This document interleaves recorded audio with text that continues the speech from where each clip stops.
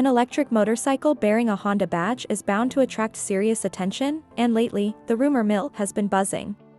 Has Honda finally launched its first fully functional electric motorcycle? You might have seen headlines suggesting as much, but there's more to the story than meets the eye.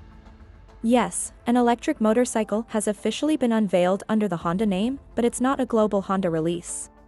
It's produced by Wuyang Honda, Honda's Chinese joint venture, and intended solely for the Chinese e-bike market, at least for now.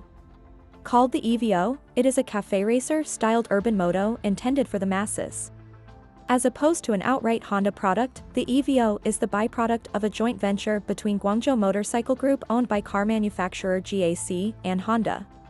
It is the first full-size electric motorcycle produced by Wuyang Honda, but it's not its only two-wheeler, with a number of electric scooters already in its lineup.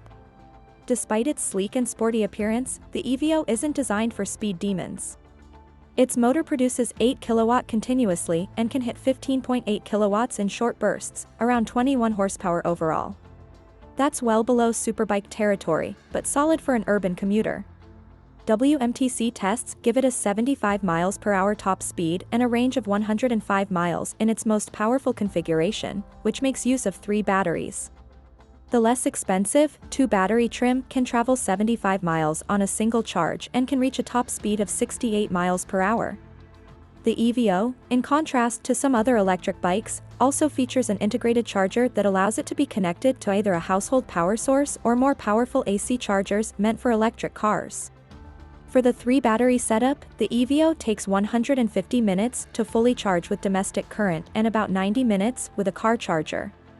In comparison, the 2-battery 4.1 kWh pack can be charged in 90 minutes using domestic power or 60 minutes via a car charger.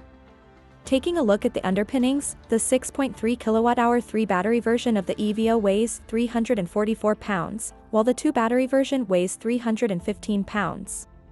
The suspension system employs a monoshock with a 14-inch wheel at the back, while a telescopic fork in front holds a 16-inch wheel. The seat height is set to 30.1 inches. The motor is chassis-mounted with a belt drive to the rear wheel, as opposed to hub-mounted as is the case on most Chinese electric bikes. It has 3 riding modes, normal, eco, and sport to vary the trade-off between performance and energy consumption. A 7-inch TFT screen in the cockpit shows all the crucial information, including music, navigation, tire pressure, battery life, and notably, DJI camera connectivity. Keyless unlocking and DVR cameras are among the riding conveniences offered. While the 4.1 kWh EVO comes with just a front camera, the 6.3 kWh trim also combines rear and foot cameras to the setup. Beneath all of that bodywork, the bike sits on a forged aluminum frame with 2 batteries located low down and a third above them on the 3-battery model, which is otherwise a storage space. When compared to bikes with comparable performance, the EVO differentiates itself with its cost. In China, the range-topping, 3-battery model costs 36,999 yuan, which is just north of $5,000, while the less expensive model costs roughly $4,000.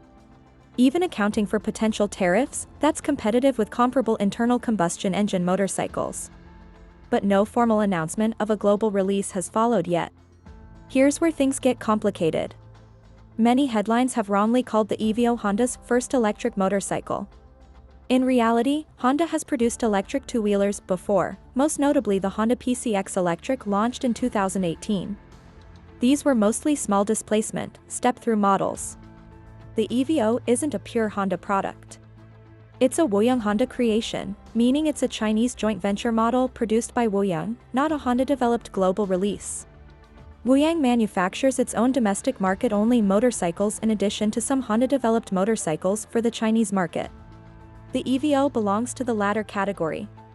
Look closely at the badging. Wuyang appears in smaller print on the EVO, while Honda is more prominent, a branding choice clearly intended to capitalize on Honda's global reputation. But all of this does not imply that Honda will never manufacture a street bike or full-sized e-moto globally. If the EVO sells well in China, Honda could take note. But a full-size electric street bike wearing a proper Honda badge in the West is likely still several years away.